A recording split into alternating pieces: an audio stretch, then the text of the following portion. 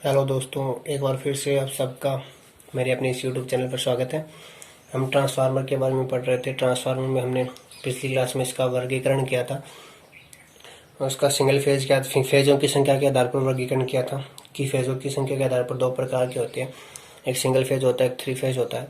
तो single phase के बारे में हमने पढ़ लिया था कि कम आकार में छोटे होते हैं, क्षमता इनकी होती है वो कम होती है और इसका जो प्रयोग होता है वो टीवी वगैरह, चार्जर, रेडियो आदि, बैटरी वगैरह में इस तरह के जो कम होते हैं सिंगल फेज के ट्रांसफार्मर प्रयोग किए जाते हैं। थ्री फेज जो ट्रांसफार्मर होते हैं वो आकार में भी बड़े होते हैं, उसमें 3 वाइंडिंग की होती है। थ्री फेज ट्रांसफार्मर में 3 वाइंडिंग होती है। इसमें 3 ही तो सेकेंडरी में वाइंडिंग होती है, 3 ही प्राइमरी वाइंडिंग होती है। जो टोटल वाइंडिंग होती है वो 3 होती है। 3 तरह की वाइंडिंग की जाती है और इन तीनों वाइंडिंगों के जो कनेक्शन हम करते हैं तो स्टार में करते हैं या डेल्टा में करते हैं। स्टार या डेल्टा में इसके कनेक्शन किए जाते हैं। तो हम आगे देखते हैं। जो थ्री फेज ट्रांसफार्मर होते हैं वो अनेक प्रकार के संयोजन किए जाते हैं उनमें। तो कुछ संयोजन के आधार पर उनका वर्गीकरण करते हैं। पहला वर्गीकरण जो करते हैं वो स्टार स्टार संयोजन का है। इसमें देखते हैं कि स्टार स्टार संयोजन कैसे होता है। स्टार स्टार को इस तरह से दर्शाया जाता है। स्टार संयोजन 3 वाइंडिंग प्राइमरी में होगी ट्रांसफार्मर में, 3 ही वाइंडिंग सेकेंडरी में होती है। तो मैं इस तरह से इसको बना रहा हूँ। ये 3 वाइंडिंग प्राइमरी में बना दी मैंने, ये 3 सेकेंडरी में बना दी। इस तरह से अब ये अपना स्टार स्टार संयोजन है। तो ये 3 वाइंडिंग होगी प्राइमरी में, ये 3 सेकेंडरी में होगी। तो इनके कनेक्शन कैसे होते हैं स्टार में, ये देख लेते हैं। स्टार स्टार संयोजन में जो पहली वाइंडिंग का जो दूसरा सिरा है वो दूसरी वाइंडिंग के दूसरे सिरे से संयोजित कर देते हैं और जो दूसरी वाइंडिंग का अंतिम सिरा है वो अंतिम वाइंडिंग के अंतिम सिरे से संयोजित कर देते हैं। इस तरह से ऐसा ही नीचे की वाइंडिंग में कर देते हैं इस तरह से।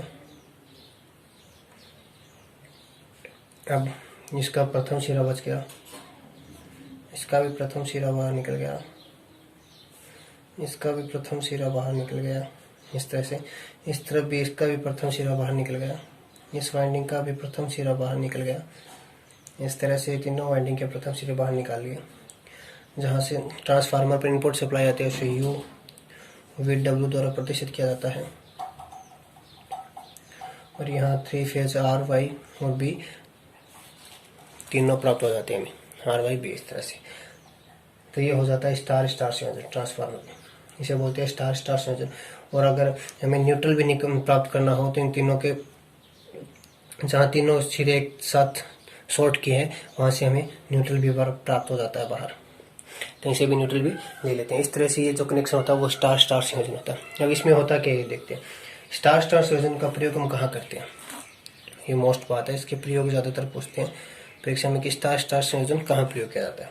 तो इसका प्रयोग अधिक वोल्टेज और जो अधिक शक्ति के पावर ट्रांसफार्म होते हैं वहाँ किया जाता है। अधिक वोल्टेज व अधिक शक्ति के जो पावर ट्रांसफार्मर होते हैं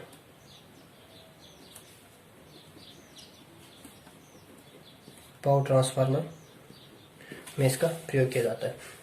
तो ऐसी जगह भी कहते हैं जहाँ संतुलित लोड हो वाले परिपथ जो होते हैं वहाँ पर भी ये सर्वोत्तम होता है। जहाँ लोड क्या हो, संतुलित हो। संतुलित लोड की स्थिति में ये क्या रहता है, उत्तम रहता है। ये जो संयोजन होता है स्टार स्टार संयोजन, संतुलित लोड की स्थिति में भी इसका प्रयोग किया जाता है।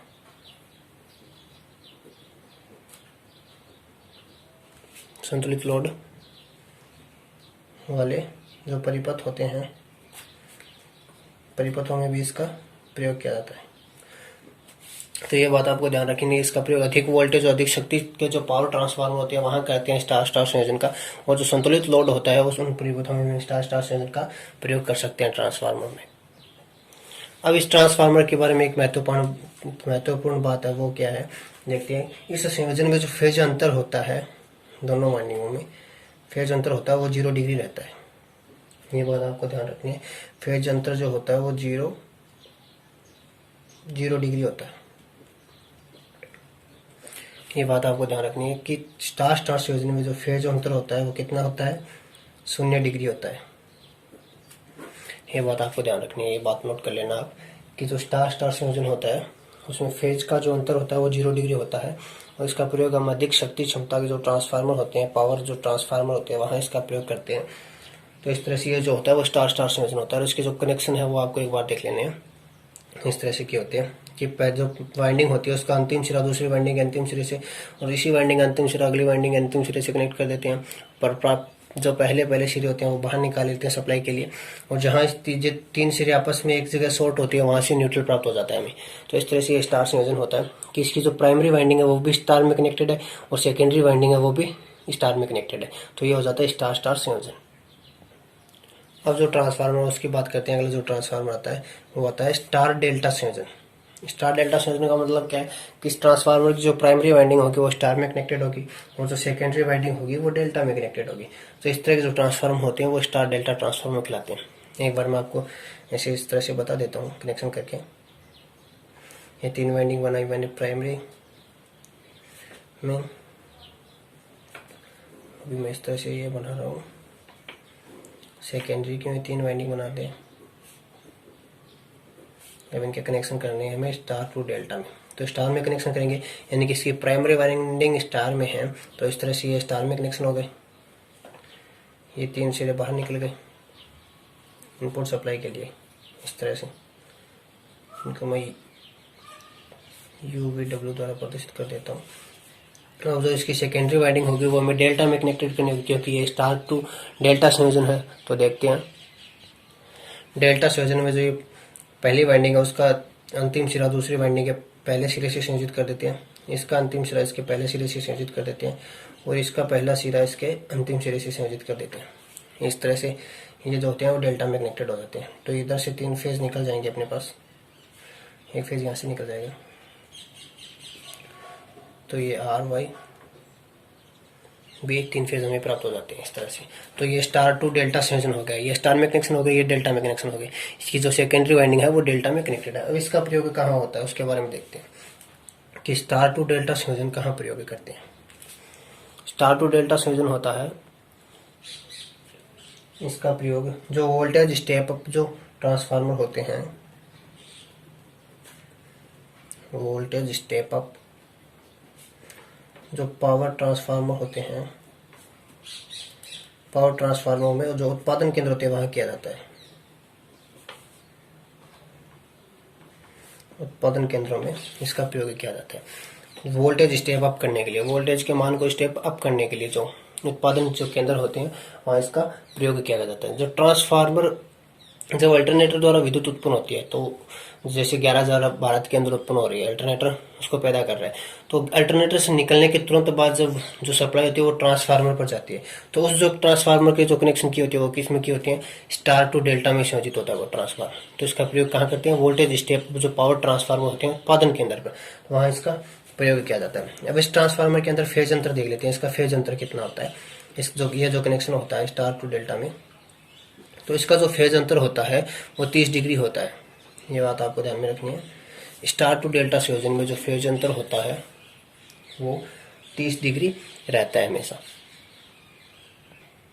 अभी अगला संयोजन देखते हैं डेल्टा डेल्टा संयोजन क्या होता है। डेल्टा टू डेल्टा संयोजन यानी कि इसकी जो प्राइमरी वाइंडिंग है वो भी डेल्टा में संयोजित होगी और जो सेकेंडरी वाइंडिंग है वो भी डेल्टा में संयोजित होगी। इस तरह से इसका भी चित्र बना के देख लेते हैं इसके कनेक्शन कैसे होंगे। डेल्टा डेल्टा संयोजन में इसका जो अंतिम सिरा इसके पहले सिरे से, इसका अंतिम सिरा इसके पहले सिरे से और इसका पहला सिरा इसके अंतिम सिरे से, इस तरह से कनेक्शन कर देते हैं डेल्टा डेल्टा संयोजन में। तो ये जो 3 तार है वो इनपुट सप्लाई के लिए निकल जाएंगे इधर से, और यहाँ से 3 तार आउटपुट सप्लाई के लिए निकाल दिए जाएंगे RYB। तो ये जो संयोजन है वो कौन सा संयोजन है, डेल्टा टू डेल्टा संयोजन, ये आपको ध्यान रखना है। अब इस संयोजन का कहाँ प्रयोग करते हैं वो देखते हैं। डेल्टा टू जो डेल्टा संयोजन जो ट्रांसफार्मर होता है उसका ज़्यादातर प्रयोग हम करते हैं जो विद्युत पारेषण केंद्र होते हैं, विद्युत पारेषण जो केंद्र होते हैं जहाँ विद्युत को लंबी दूरी तक पारेषित किया जाता है, वहाँ पर वोल्टेज स्टेप डाउन करने के लिए करते हैं। विद्युत पारेषण केंद्रों पर वोल्टेज का स्टेप डाउन करने हेतु तो इसका प्रयोग करते हैं डेल्टा टू डेल्टा संयोजन का। तो ये बात आपको ध्यान में रखनी है कि डेल्टा टू डेल्टा संयोजन कहाँ प्रयोग किया जाता है? जो विद्युत के पारेषण जो केंद्र होते हैं, जहाँ विद्युत को लंबी दूरी तक ले जाया जाता है, तो उन केंद्रों पर विद्युत जो जो ट्रांसफार्मर लगे होते हैं उसके जो कनेक्शन मिलेंगे आपको, वो डेल्टा टू डेल्टा कनेक्टेड होगा। अब इस ट्रांसफार्मर के जो डेल्टा टू डेल्टा संयोजन है उसमें फेज अंतर देखते हैं कितना होता है। तो डेल्टा टू डेल्टा संयोजन में फेज अंतर 0 डिग्री रहता है। ये बात भी आपको ध्यान में रखनी है, 0 डिग्री रहता है। स्टार टू स्टार में भी 0 डिग्री रहता है और डेल्टा टू डेल्टा में भी 0 डिग्री रहता है। ये बात ध्यान रखनी है। अगला संयोजन देखते हैं, डेल्टा टू स्टार संयोजन। तो इस संयोजन में देखते हैं कि इसकी जो प्राइमरी वाइंडिंग है वो किस में कनेक्टेड है? डेल्टा में कनेक्टेड है, और जो सेकेंडरी वाइंडिंग होगी वो स्टार में कनेक्टेड होगी। ये बात आपको ध्यान में रखनी है। ये डेल्टा टू स्टार संयोजन होता है। तो इस जो संयोजन जो ट्रांसफार्मर होता है उसका प्रयोग कहाँ करते हैं?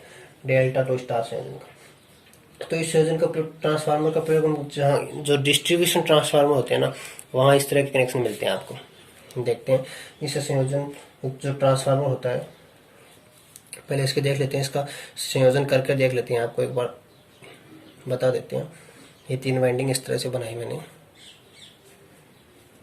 ये प्राइमरी वाइंडिंग हो गई,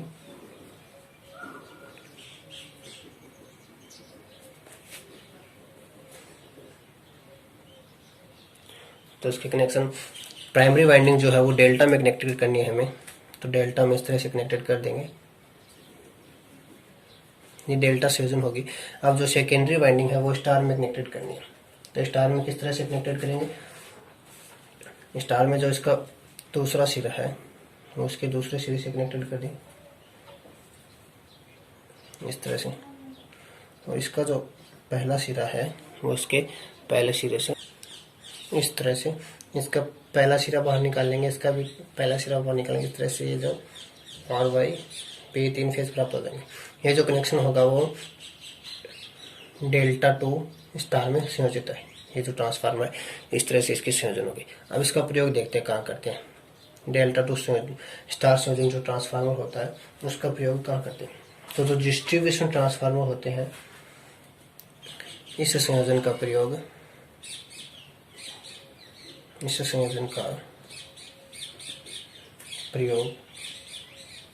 वोल्टेज का स्टेप डाउन करने के लिए, वोल्टेज स्टेप डाउन करने के लिए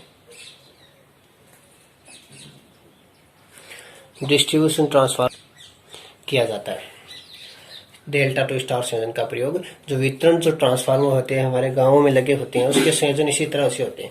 उसकी प्राइमरी वाइंडिंग डेल्टा कनेक्टेड होती है और सेकेंडरी वाइंडिंग होती है वो स्टार कनेक्टेड होती है। इसलिए हमारे घरों में न्यूट्रल, स्टार के अंदर क्या होता है, न्यूट्रल प्राप्त होता है हमें सप्लाई के साथ साथ। सिंगल फेज सप्लाई, 3 फेज जो सप्लाई होती है उसके साथ साथ सिंगल फेज सप्लाई भी प्राप्त करते हैं। तो इससे जो कनेक्शन तो क्या होते हैं वो डेल्टा टू स्टार में संयोजित होते हैं। इसलिए हमें 3 फेज के साथ साथ न्यूट्रल मिल जाता है, इस तरह से इसके कनेक्टेड हो जाते हैं। उसका प्रयोग आपको पूछे तो आपको ये बताना है कि इसका प्रयोग हम वितरण जो ट्रांसफार्मर होते हैं वहां पर करते हैं। अब इसके मध्य फेज अंतर देख लेते हैं। इस ट्रांसफार्मर में जो होता है इस संयोजन में फेज अंतर कितना होता है? तो जो डेल्टा टू स्टार संयोजन में फेज अंतर रखा जाता है 30 डिग्री होता है। यह बात आपको ध्यान में रखनी है कि डेल्टा टू स्टार संयोजन है उसमें फेज अंतर 30 डिग्री है, और स्टार टू डेल्टा संयोजन पीछे बताया था उसमें भी फेज अंतर 30 डिग्री रखा गया था। और जो स्टार स्टार संयोजन है उसमें फेज अंतर 0 डिग्री है, और जो डेल्टा डेल्टा संयोजन है उसमें भी फेज अंतर 0 डिग्री है। इस तरह से इन संयोजनों के बारे में आपको ध्यान रखना है। अब इस तरह से ये तो स्टार डेल्टा प्रकार से ट्रांसफार्मर में संयोजन हो गए। अब इन संयोजनों के अलावा भी जो 3 फेज ट्रांसफार्मर होते हैं उनमें कुछ विशेष प्रकार के संयोजन भी किए जाते हैं। उनके बारे में आगे देखते हैं वो संयोजन क्या है, किस तरह से करते हैं। अब जो विशेष प्रकार के संयोजन में उनमें पहला जो संयोजन है वो ये है कि स्टार इंटर स्टार या डेल्टा इंटर स्टार या जिगजैग संयोजन। ये सभी एक ही नाम है, या तो हम स्टार इंटर स्टार कह सकते हैं या डेल्टा इंटर स्टार कह सकते हैं या इसे जिगजैग संयोजन भी कह सकते हैं। अब ये जो संयोजन है इनमें ज्यादातर प्रश्न पूछता है एग्जाम में, तो इनके बारे में आपको मेन जो बात है वो ध्यान में रखनी है। पहले इसके कनेक्शन देख लेते हैं किस तरह से होता है। स्टार इंटर स्टार का मतलब है कि प्राइमरी में 3 वाइंडिंग बना रहा हूं मैं इस तरह से,